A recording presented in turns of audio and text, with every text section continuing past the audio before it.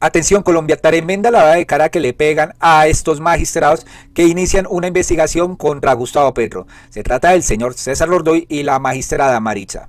Álvaro Hernán Prada no se apareció, ¿no? Porque él está también siendo investigado por la Corte Suprema por presuntamente falsos testigos en el caso de Álvaro Uribe Vélez. Pues el presidente Gustavo Petro hizo serias acusaciones sobre César Lordoy, que hace muchos años sucedió un presunto feminicidio donde César Lordoy salió libre de esto. Pues aquí el señor Lordoy dijo, ni era mi novia ni yo la maté, según él, ¿no? Pues el presidente Petro arremetió contra estos magistrados tras esta decisión de iniciarle una investigación. En paralelo con la diatriba del golpe de Estado, pues también dijo que estos magistrados pertenecen a la política tradicional y que no los baja de unos personajes nefastos.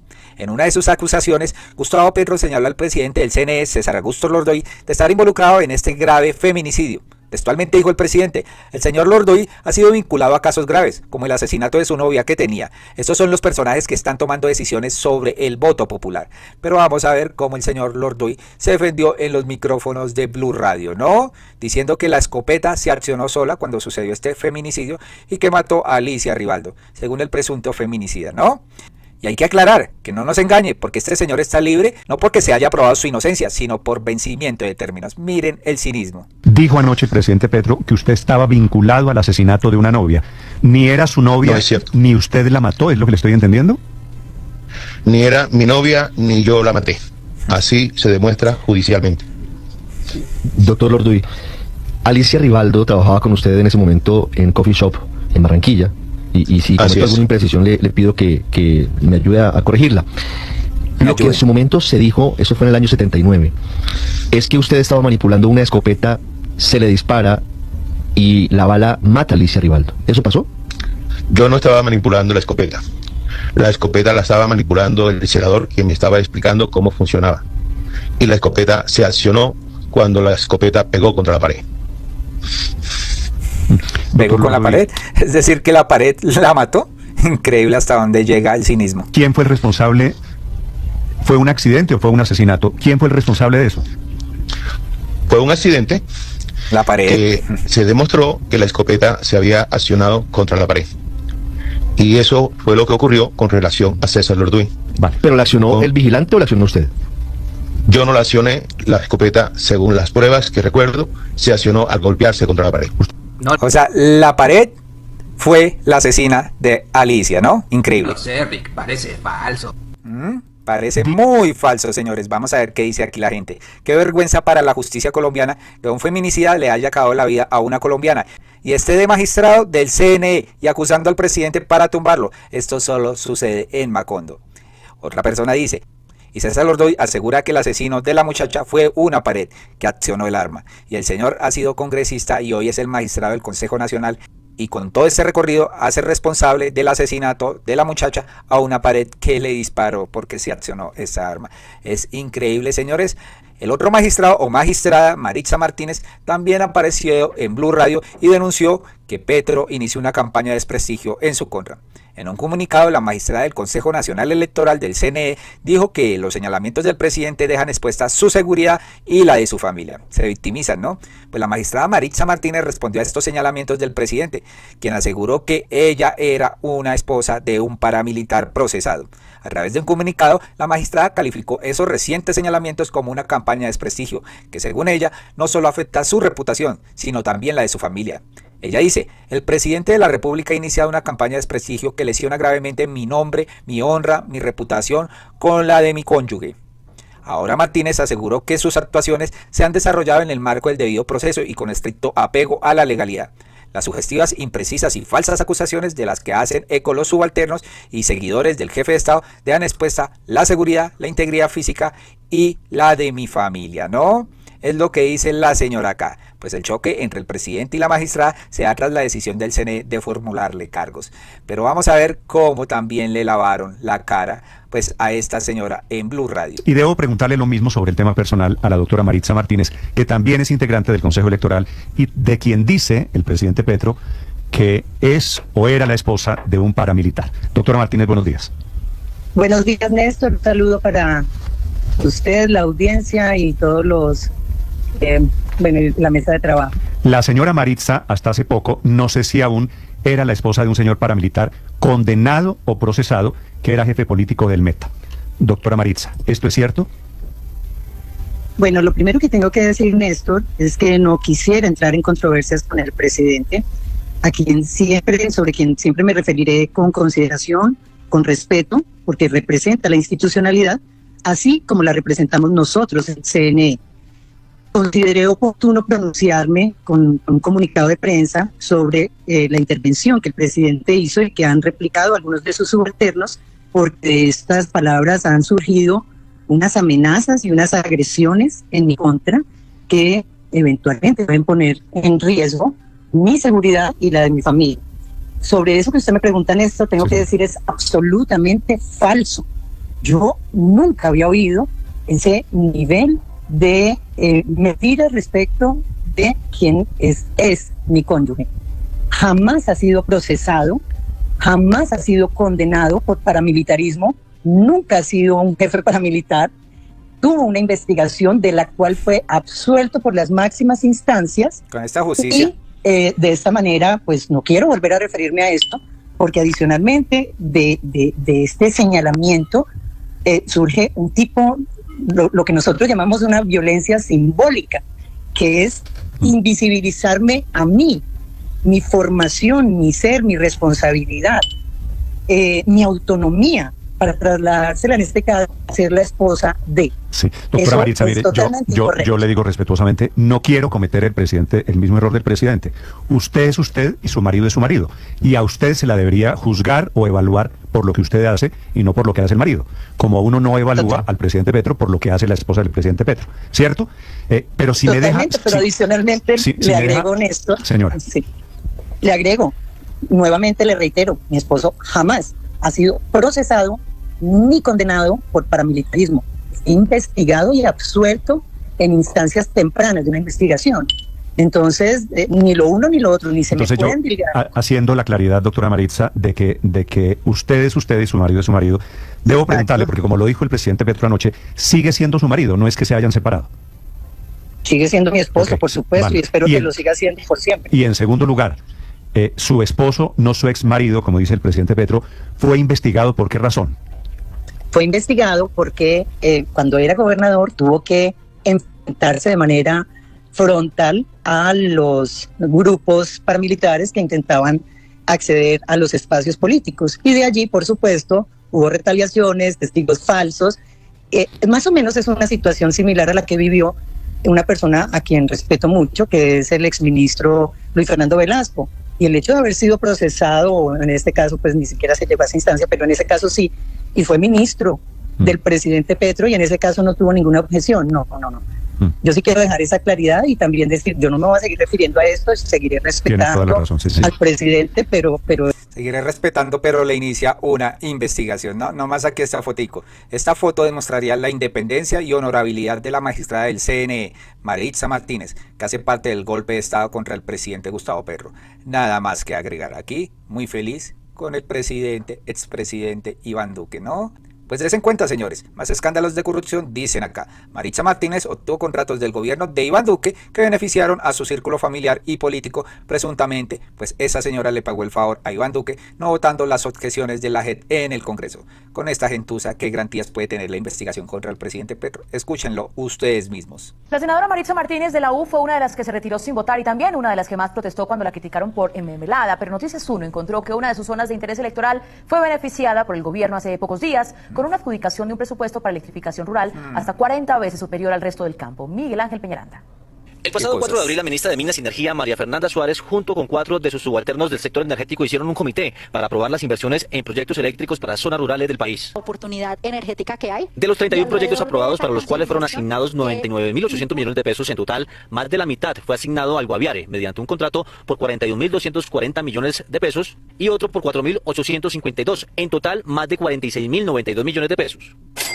La aprobación de esos recursos sucedió en 2 horas, como quedó registrado en el acta de comité, en que se comprometen vigencias de 2019, 2020 y 2021.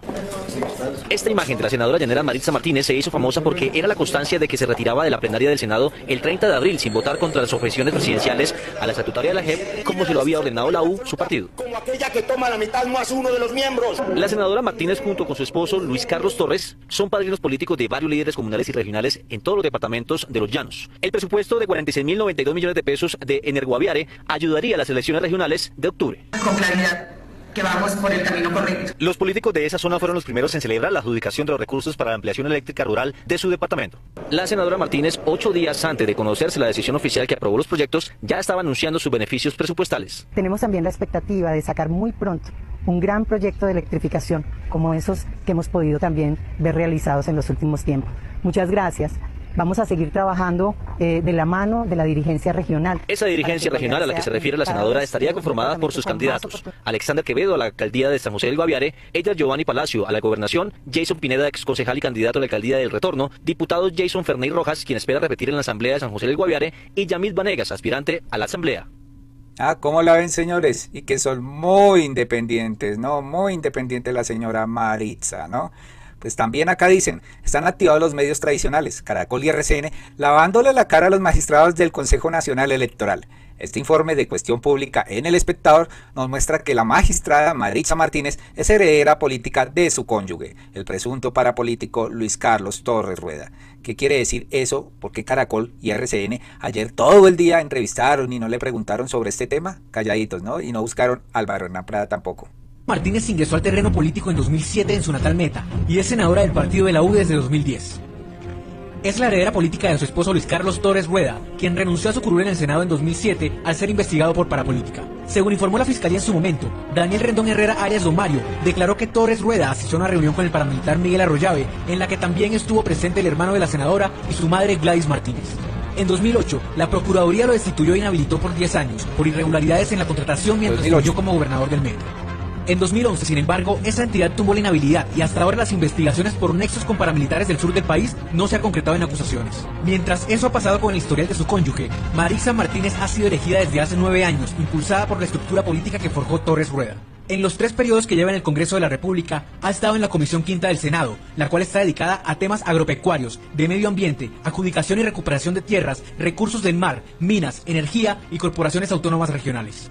Curiosamente, su familia tiene empresas agrícolas y en su declaración juramentada como funcionaria pública cita a la ganadería, la agricultura y al sector minero energético como asuntos en los que tiene posibles conflictos de interés. De hecho, varios de los proyectos presentados por ella están relacionados con esos sectores. Una investigación realizada por el portal Cuestión Pública encontró que entre los proyectos presentados por Maritza Martínez hay uno que tiene que ver con la búsqueda de garantías para el sector arrocero. Otro trata sobre la mecanización agrícola. Ese portal encontró que aportantes a las campañas, miembros de su red y familiares de Martínez han obtenido 164 contratos con el Estado durante el tiempo que ella ha sido senadora.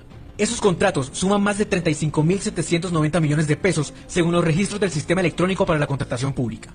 Por ejemplo, la comerciante Natividad Riveros aportó 25 millones a su campaña en 2014.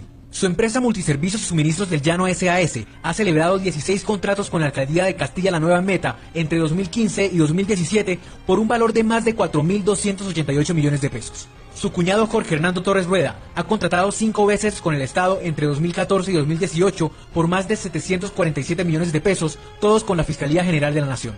Y según registró la FM, su hija Ana María Torres Martínez contaba con un contrato con el Estado en el gobierno de Iván Duque en febrero de 2019 por 34.328.000 pesos. Esa fue la época en la que la senadora decidió abstenerse de votar las objeciones a la... Las objeciones a la JEP. Luego se convirtió en magistrada y hoy tiene contra la pared al señor, pues, Gustavo Petro, ¿no? Increíble hasta dónde llega el cinismo de esta gente. Por otro lado, Álvaro Uribe Vélez reapareció en la audiencia preparatoria de juicio pidiendo que no tengan en cuenta, por favor, las grabaciones con Diego Cadena, que estas grabaciones fueron ilegales. Aunque se hablen cositas ahí interesantes, que no las tengan en cuenta, por favor. ¿Cómo les parece? Salió a llorar casi, ¿no? El señor Álvaro Uribe les escribe, del error al horror. En la audiencia de ayer me dejó más preocupado la intervención de la Fiscalía. Es claro que ordenaron interceptar el teléfono de un parlamentario diferente al que investigaban por supuestos vínculos del cartel de la toga, pero me interceptaron el mío, ¿no? A pesar de que a tiempo el operador informó el error, tan tardía fue la orden de desconexión que me mantuvieron interceptado del 7 de marzo hasta el 9 de abril del 2018. En lugar de reconocer el error de excluir las llamadas ilegalmente interceptadas, tratan sin la mínima razón de forzar la justificación como que a mí también me hubieran investigado por el cartel de la toga. y que me desconectaron cuando se dieron cuenta que no era así. Qué horror, qué sesgo para condenarme, dice Álvaro Uribe Vélez. Y miren como dice acá, yo no mandé a Diego Cadena a buscar testigos falsos o a comprarlos contra el doctor Iván Cepeda. Lo demandó y todo, y mire, después salieron unas pruebas y se le volteó la torta a Álvaro Uribe Vélez. Yo no mandé al doctor Cadena a buscar testigos falsos, a comprarlos contra el doctor Iván Cepeda. Yo lo mandé simplemente como abogado investigador en mi defensa a verificar las informaciones que a mí me llegaban. Señora juez, una lástima lo que ha pasado con mis pruebas, porque entonces en lo que estamos hasta hoy dependiendo de la tutela, yo no podré pedir pruebas. Y esas pruebas eran tan importantes para mí como que en todos los casos yo no actué por iniciativa propia. Yo simplemente envié al doctor Cadena a verificar unas informaciones que a mí me llegaban. Y eran las mismas, el mismo formato. Me visitó el doctor Cepeda, me ofreció beneficios para que lo acusáramos a usted en la cárcel de Medellín, en la cárcel de Cómbita, etc. El doctor Cadena cumplía una tarea de defensor desde el rol de investigador. ¿Cómo les parece la justificación? Pues escuchemos estas grabaciones. Pero presidente, yo tengo algo en mente, pero quiero consultarlo con usted y es un tema que me faculta para poder ayudar a este señor, es una acción de revisión ante la Corte, porque el señor tiene una condena de 44 años por secuestro. Yo lo que puedo hacer no, ese es un recurso jurídico, hay que adelantarlo. Hay que adelantarlo, eso. El recurso jurídico está bien, por supuesto. Y la ayuda para que le protejan a la familia, pedírselo a las autoridades competentes y además públicamente. Correcto. ¿Querías autorización, presidente, para estar 100% claros? Proceda, doctor Diego, que usted hace las cosas bien hechas. Proceda, doctor Diego, ¿no? Definitivamente, él dice, me interceptaron por error y mantuvieron el error. Mandé al doctor Diego Cadena a verificar las informaciones sobre el recorrido carcelario del senador Cepeda. Ofrecieron beneficios para acusarme. Señor Uribe, ¿estaba solicitando el uso de la palabra? Sí, señora juez, si pudiera dejar una constancia sobre algunos aspectos de la intervención que acabamos de escucharle a la señora fiscal. Es que, señora fiscal. Señora juez, ¿estamos en la interrupción o es después del doctor Uribe que habló? No, está la interrupción. Ya le concedo los 2 minutos que me solicitaron. Señor Uribe, lo que pasa es que el trámite de la audiencia preparatoria ya tuvo la oportunidad del doctor Granados, su defensor, para oponerse a las pruebas. Como última réplica tenía el uso de la palabra la señora fiscal. Bueno, o si no me tocaría, quedaríamos en esta audiencia de manera interminable, concediéndole el uso de la palabra a cada uno de los intervinientes. Entonces... Yo, señora juez, con todo respeto y solamente una inquietud, al ser yo el acusado, que tengo derecho a la defensa material, ¿no podría en estos casos dejar por lo menos una constancia? Y tendría la oportunidad, si me hubiera solicitado el uso de la palabra, justo en el momento en que lo terminó su defensor, o al menos que él me lo hubiera anunciado. Pero ya en ese momento ya está, digamos, como ya zanjada la discusión, en el momento en que ya le concedí el uso de la palabra a la señora fiscal para que se pronunciara sobre las exclusiones solicitadas por el doctor Granados. Bueno. Pero el doctor Granados, insisto con todo respeto, el doctor Granados estaba como defensor técnico. Entiendo que el acusado en este caso yo tiene derecho a la defensa material. Y aquí hay unas acusaciones muy graves. La señora fiscal ha dicho que yo mandaba al doctor Diego Cadena a comprar testigos para acusar al doctor Cepeda. Por eso, perdón, señor Uribe, ya tendrá usted el momento oportuno para pronunciarse en relación. Esos son los cargos por los cuales usted está siendo acusado. Ya tendrá la oportunidad usted de defenderse, de hacer las réplicas a todas las manifestaciones, a todos los cargos por los cuales la Fiscalía le formuló acusación. Pero no considero que ese sería el momento procesal oportuno, toda vez que lo que en este momento vamos a determinar es la posibilidad de acceder o no a las pruebas solicitadas por la Fiscalía. Y ya su defensor, por eso le digo, en ejercicio de la defensa técnica, realizó un debido ejercicio. Le concedí el uso de la palabra a la Fiscalía porque así lo ha indicado la norma, que se debe de permitir la contradicción entre las partes. No, yo lo entiendo y escuché a la señora fiscal con todo el respeto, señora juez. Pero, por ejemplo, es muy importante para la decisión que usted pueda tomar sobre la oposición que ha presentado el doctor Jaime Granados. Bueno, entonces, permíteme un momento, voy a concederle, como no ha terminado la intervención la señora fiscal, porque ella toma la vocería de las víctimas, toda vez que este es un sistema de partes, entonces le voy a conceder el receso de 2 minutos a la doctora o al doctor Villalba para que se comunique con la fiscal y posteriormente le concedo un breve receso para que usted haga su manifestación.